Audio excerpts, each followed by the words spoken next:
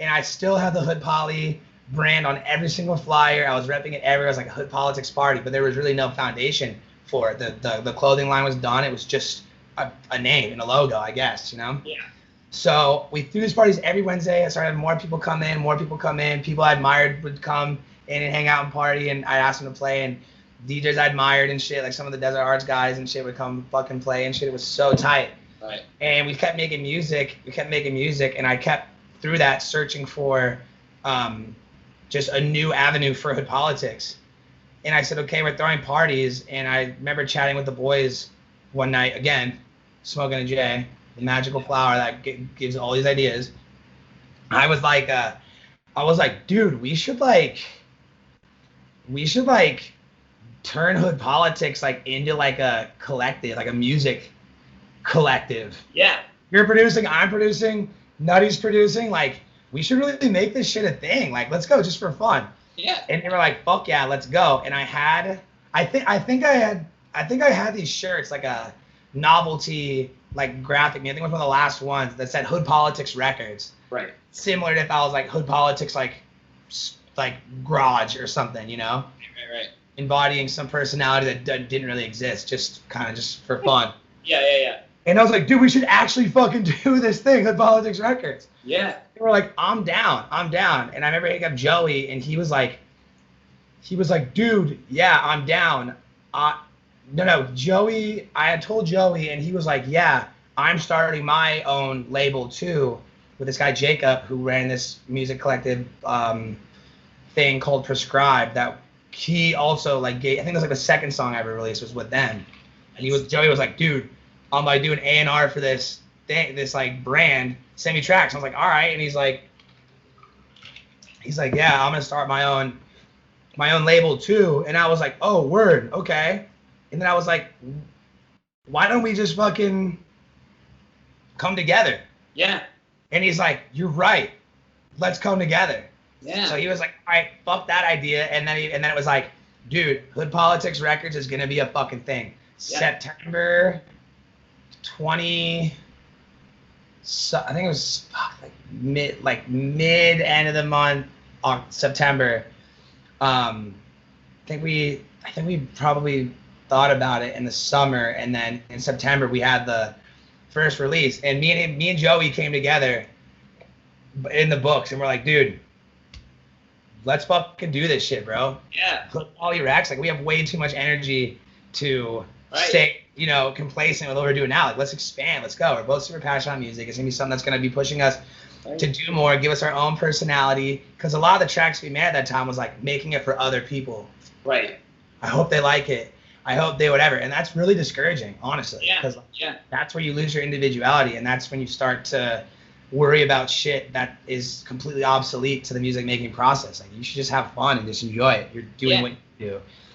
And so, yeah, we came together and we said, all right, let's go. And we applied for, I think, Label Works, and they approved us. And we were like, oh my fucking God, bro.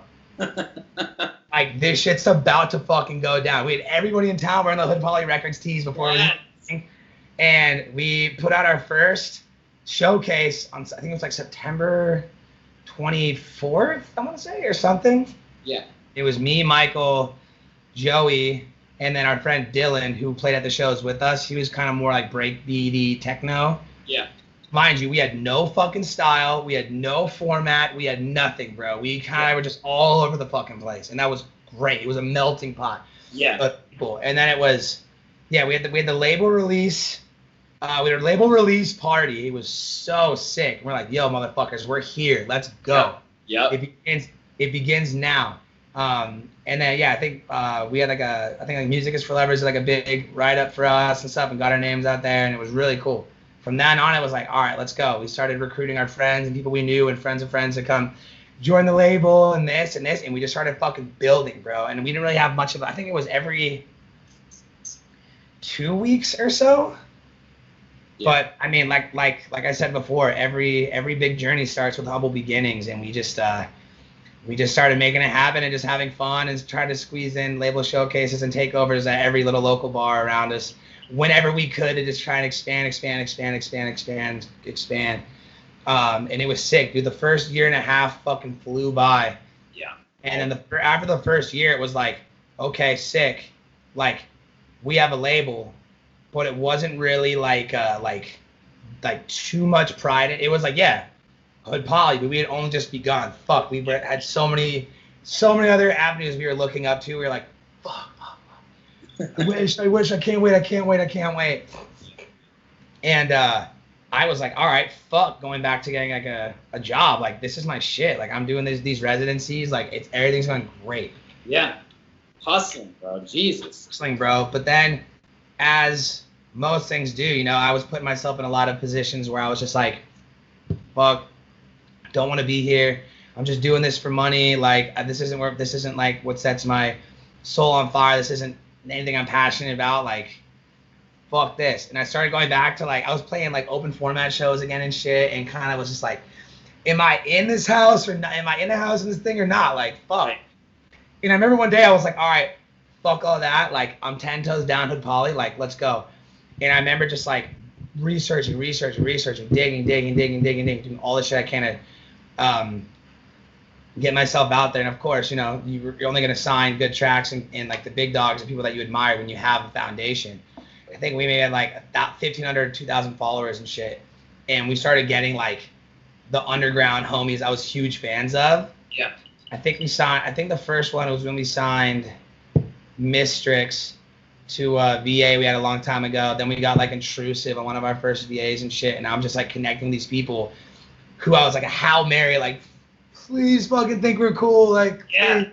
Right. And they were like, sure, like, yeah, your shit looks tight, like, here's a track. And I would be like, oh my fucking god, bro, like, what the fuck, like, we got them on the label, like, let's go. Yeah. And dude, it pushed me to go so fucking hard, and we just grinded, done. Stayed true to what we love, our principles, our values, why we started in the first place, and also just trying to remain as completely true to the things in the areas that we like in other labels, or that we gain from experiences that we like, because that's what it's all about, you know what I'm saying?